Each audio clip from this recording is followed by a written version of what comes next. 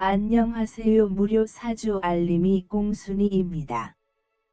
불교 명상 마음의 평화를 준비해 보았습니다. 앙구타라 니카야 또는 증지부 팔리 경장의 영어 해설을 한국어로 번역하여 전달합니다. 이제부터 이야기 시작할게요. 훈련 중 하나. 새긴경. 비구들이여 이 가지가 넘는 훈련 규칙을 주마다 암송하는데 이는 목표를 원하는 좋은 가문의 아들들이 스스로 훈련하는 것에 관한 것입니다. 모든 것이 모아지는 이 세 가지 훈련이 있습니다. 어느 세 가지? 높은 덕의 훈련, 높은 마음의 훈련, 높은 식별력의 훈련. 이것이 모든 것을 모으는 세 가지 훈련입니다. 스님이 덕을 온전히 이루고 집중을 적당히 이루고 지혜를 적당히 이루는 경우가 있습니다. 하급 및 사소한 훈련 규칙을 참조하여 그는 범죄에 빠지고 재활됩니다. 왜 그런 겁니까? 왜냐하면 나는 이러한 상황에서 그것이 결격이라고 선언하지 않았기 때문입니다. 그러나 거룩한 삶의 기본이 되고 거룩한 삶의 고유한 훈련 법칙에 관해서는 그는 항구적인 덕의 사람, 확고한 덕의 사람입니다. 이를 수행한 후 그는 훈련 규칙을 참조하여 훈련합니다. 첫 번째 세 가지 족쇄가 끝나면 최대 7번을 더 가질 수 있는 사람이다. 그는 천신과 인간 사이에서 윤회하고 방황함으로써 스트레스를 끝낼 것입니다. 또는 그는 좋은 가족에서 좋은 가족으로 가는 사람입니다. 즉 인간계나 천신계에 다시 태어남 좋은 집 두세 집 사이를 옮겨 다니면서 스트레스를 해소할 것이다. 또는 그는 하나의 씨앗을 가진 하나입니다. 인간계에 단 한 번만 부활하신 그분은 스트레스를 종식시키실 것입니다. 혹은 세 가지 족쇄가 풀려 열정, 혐오, 미혹이 쇠퇴하여 단 한 번만 이 세계에 돌아오는 1회자이다. 스트레스를 끝내십시오.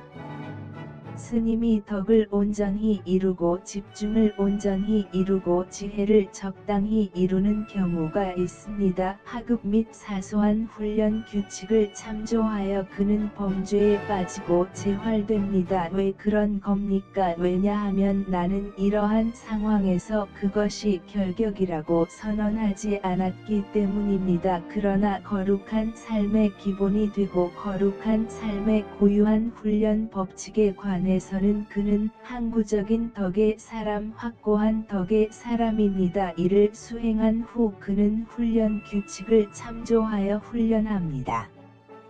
다섯 가지 낮은 족쇄가 끝나서 그는 무쌍천국 순수한 거처 중 가장 높은 곳으로 상류로 올라가는 자입니다.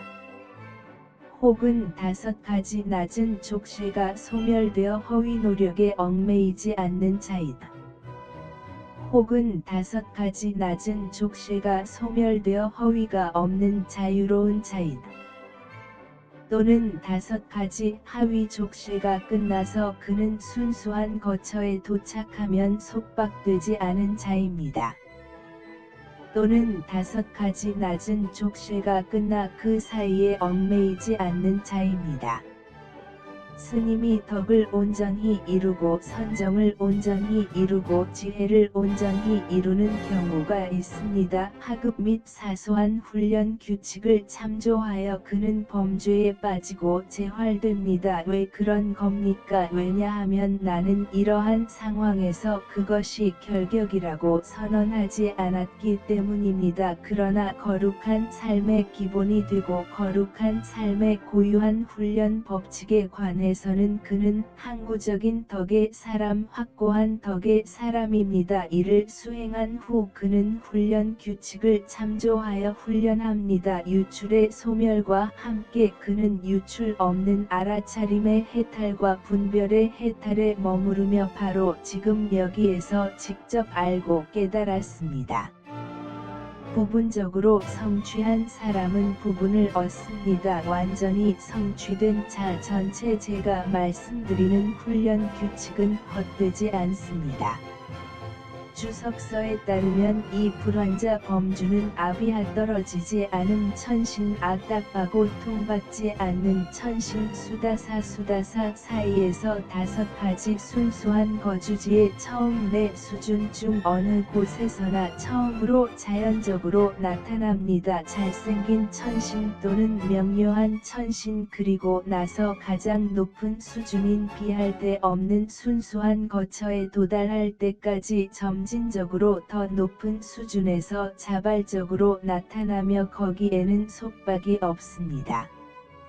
주석서에서는 이 예를 들어 이 범주와 다음 범주를 정의합니다. 수명이 겁인 아비하 떨어지지 않음 순수 거처의 불환자가 자발적으로 나타난다고 가정합니다. 만약 그 그녀가 처음 후에 속박 해제를 달성한다면 그 그녀는 도착 시 속박 해제로 분류됩니다. 그 그녀가 구속력을 해제한 경우 그 순수한 거처의 첫날부터 처음 겁까지 그 그녀는 그 사이에 속박되지 않은 사람으로 분류됩니다. 수명이 점차 길어지는 더 높은 순수 거주지에서 자발적으로 나타나는 비구 환자의 경우 동일한 비율이 유지됩니다.